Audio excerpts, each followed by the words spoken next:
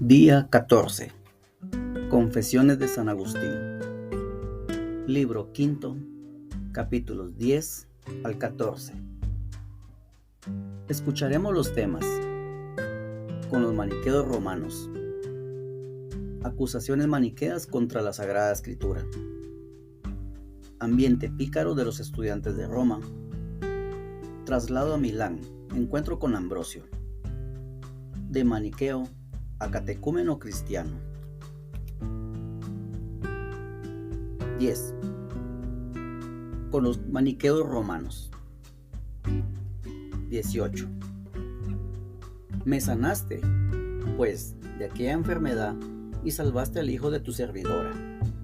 Salmo 86, 16. Por entonces te limitaste a restablecerme corporalmente, esperando la oportunidad de regalarme una salud mejor y más segura. Por aquellos días frecuentaba en Roma los círculos de quienes se decían santos, y que eran a la vez engañados y engañadores. Yo no me limitaba a tratar con los oyentes, entre los que se contaba el dueño de la casa donde yo había estado enfermo y convaleciente, sino que frecuentaba también los círculos de los que llamaban electos. Aún seguía pensando que no somos nosotros los que pecamos, sino que la que peca en nosotros es una naturaleza extraña que no puedo definir. Así mi orgullo se sentía feliz por verse libre de culpa. Lógicamente, tampoco tenía que confesar mis pecados cuando obraba mal, para que tú sanaras mi alma porque pecaba contra ti. Salmo 41:5. Me gustaba excusarme y prefería acusar a no sé qué otro elemento extraño que estaba en mí y que no era yo.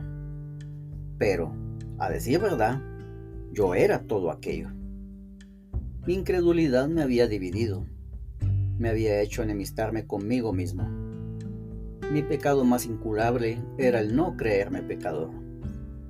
Por otra parte, mi perversidad prefería que tú fueras derrotado por mí, en mí y para mi perdición, antes que serlo yo por ti, para mi salvación.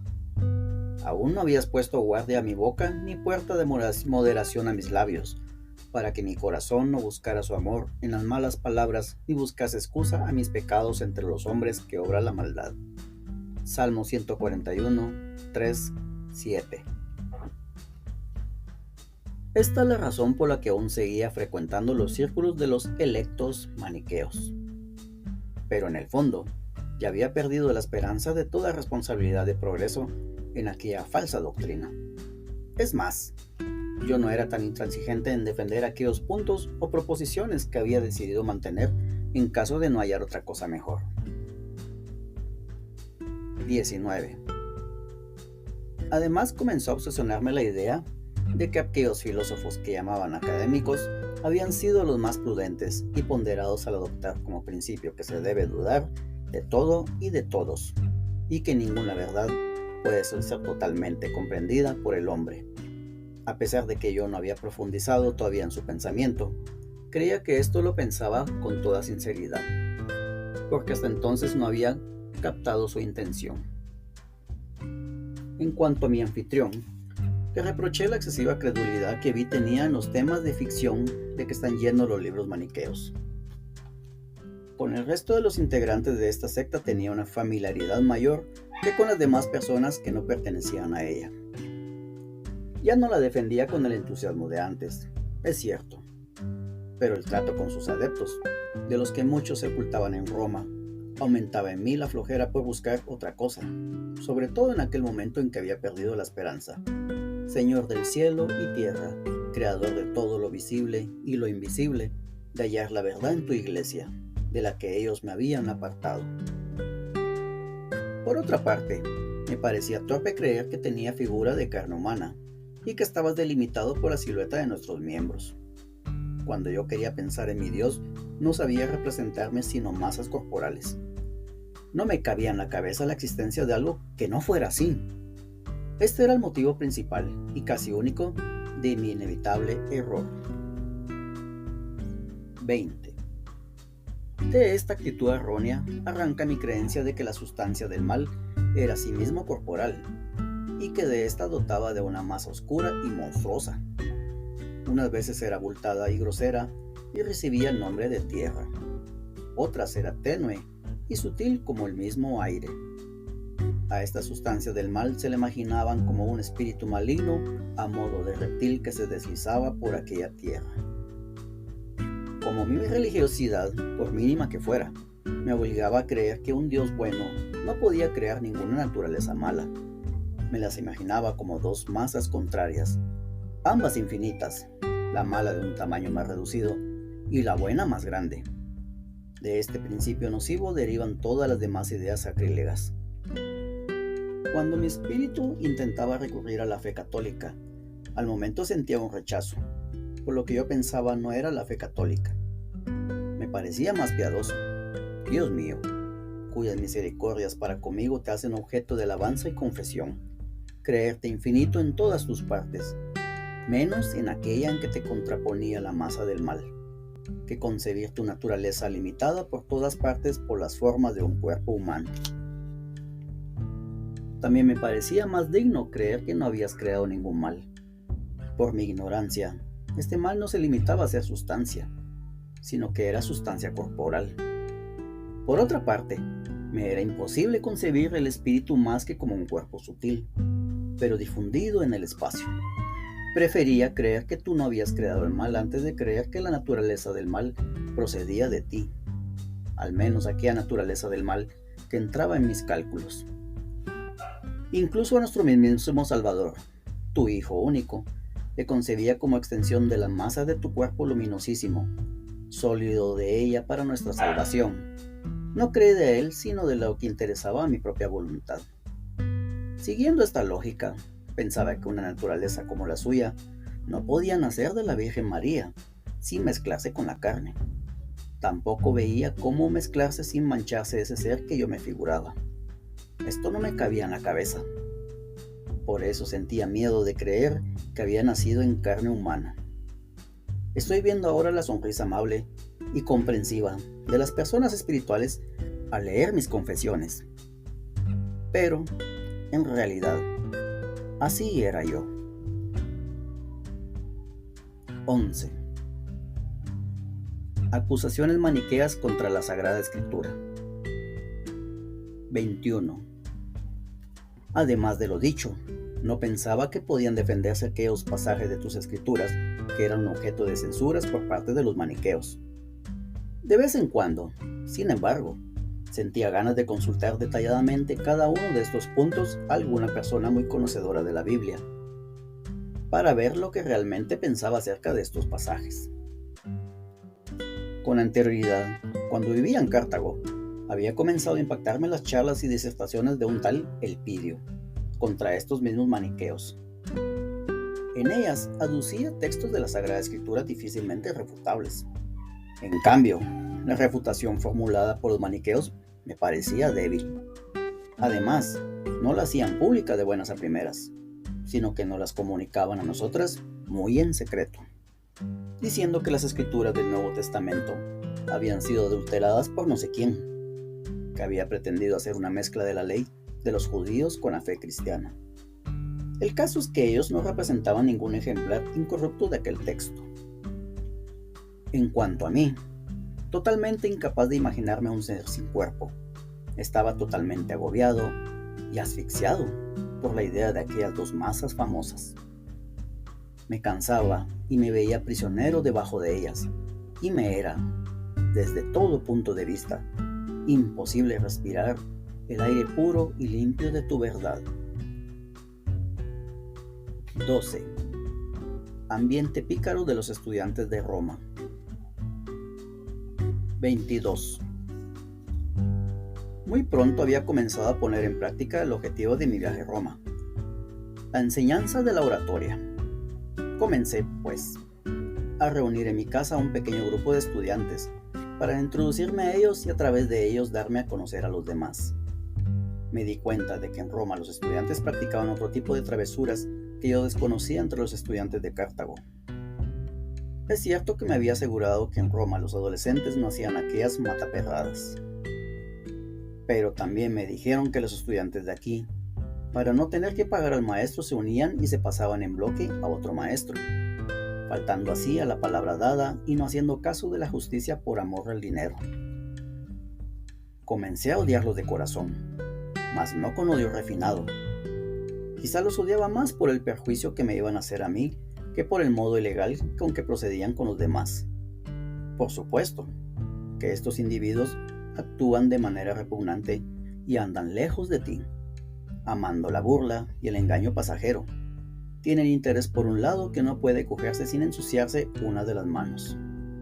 Creen en un mundo cambiante y te desestiman a ti, que eres eterno, que llamas y perdonas el alma humana que vuelve a ti de su vida depravada. Incluso en estos momentos siento aversión por estos individuos tan malos y retorcidos, aunque los amo para que rectifiquen su proceder y estimen más las enseñanzas que reciben que el dinero que pagan. Y sobre todo, que te amen a ti, Dios mío, que eres verdad y abundancia garantizada de bien y paz muy pura. Pero entonces prefería evitar sus engaños por amor propio y no me interesaba que se hicieran mejores por amor tuyo. 13. Traslado a Milán. Encuentro con Ambrosio. 23. Cuando desde la ciudad de Milán escribieron al prefecto de Roma para que proporcionase un profesor de oratoria, presenté personalmente mi solicitud por medio de aquellos amigos llenos de fantasías maniqueas. De estos errores iba a liberarme yo, pero ni ellos ni yo nos lo imaginábamos.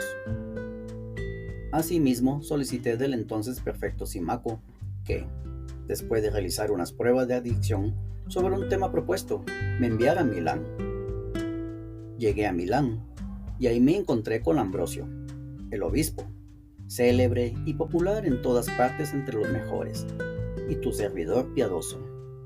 Sus elocuentes sermones proporcionaban generosamente a tu pueblo la flor de tu harina, la alegría de tu aceite y la sobria embriaguez de tu vino. Salmo 104:15. Inconscientemente me veía llevado a él por tu mano, para que, siendo yo consciente, él me encaminara hacia ti. Aquel hombre de Dios me acogió paternalmente y con afabilidad de pastor se interesó por los pormenores de mi viaje.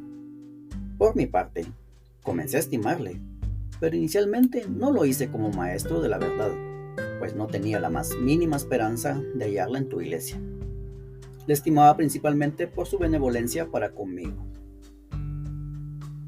Yo ponía todo mi interés en escucharle cuando hablaba al pueblo, pero mis móviles no eran bien intencionados. Lo que intentaba era hacer un análisis minucioso y detallado de su elocuencia, para ver si estaba a la altura de su fama o por debajo de lo que sobre él se rumoreaba. Estaba pendiente de sus palabras, pero no sentía curiosidad alguna por los temas que tocaba. Sencillamente lo desdeñaba. Disfrutaba también de la fluidez de su discurso y, aunque más erudito que Fausto, era menos vibrante y halagador en cuanto al modo de decir. Por lo demás, respecto al fondo, no había ni punto de comparación. Fausto repetía el conjunto de disparates y aberraciones maniqueas, mientras Ambrosio daba una reconfortante lección de salud. Pero la salud anda lejos de los pecadores, y yo me contaba entre estos. Sin embargo, me acercaba a ella poquito a poco, sin darme cuenta. 14. De maniqueo a catecúmeno cristiano. 24. No tenía, pues, interés en aprender lo que Ambrosio decía, sino en escuchar cómo lo decía, desilusionado y escéptico de que el hombre hallara un camino que le llevara hasta ti. Ya solo contaba con esta inútil preocupación, pero perfectamente sincronizados con las palabras que eran objeto de mi interés, iban surgiendo los contenidos que yo despreciaba. No podía separar lo uno de lo otro, y cuando abría mi corazón para dar acogida a las expresiones retóricas, de paso se adentraba en él la verdad de los contenidos, pero esta operación era lenta y progresiva. Inicialmente pude darme cuenta de la posibilidad de defensa que tenía las tesis que le exponía. Luego, me fui convenciendo de que no era aventurado sostener la fe católica. aunque hasta la fecha hubiera estado convencido de la imposibilidad de responder a las impugnaciones maniqueas, principalmente después de oír resolver repetidas veces algunos pasajes enredados del Antiguo Testamento, que interpretados literalmente por mí, me estaban causando la muerte. 2 Corintios 3:6. Pero al recurrir a la interpretación espiritual de muchos pasajes de aquellos libros, comencé a censurar aquella desconfianza personal mía que me llevaba a creer que de imposible resistir a quienes se burlaban y ridiculizaban la ley y los profetas. Pero no por eso me sentí obligado a abrazar el camino católico. También el catolicismo podía contar con doctos defensores que con elocuencia y lógica refutaban las objeciones de sus oponentes. Tampoco era cuestión, por lo demás, de condenar en estos momentos aquellas creencias que profesaba, pues las razones que asistía a ambas partes de la defensa estaban empatadas. Según esto, si la fe católica no me parecía derrotada, tampoco me parecía vencedora. 25. Entonces concebí el firme propósito de ver el modo de convencer de su falsedad a los maniqueos mediante argumentos definitivos. Si hubiera sido capaz de concebir una sustancia espiritual, al punto que daría destruido todo ese enredo, desapareciendo definitivamente de imaginación, pero no era capaz de hacerlo. No obstante, profundizando más y más en la reflexión y comparaciones de las opiniones de los filósofos en torno al ser físico de este mundo y de toda la naturaleza que abarcan los sentidos corporales, juzgaba que muchas de sus opiniones gozaban de mayor probabilidad que la de los maniqueos. Así que, dudando de todo el estilo de los académicos, según el concepto en que comúnmente se les tiene, y dando vueltas entre todo tipo de opiniones, tomé la resolución de abandonar a los maniqueos. Pensaba que, mientras siguiera el proceso de mi duda, no debía permanecer en aquella secta, pues ya en mi estima personal anteponía a ella el sentir de algunos filósofos. Sin embargo, tampoco a estos, desconocedores del nombre saludable de Cristo, quería confiar en términos absolutos la curación de la enfermedad de mi alma. En consecuencia, a la espera de que surgiera algo seguro a dónde encaminar mis pasos, tomé la resolución de ser catecúmeno en la Iglesia Católica, que me había sido recomendada por mis padres.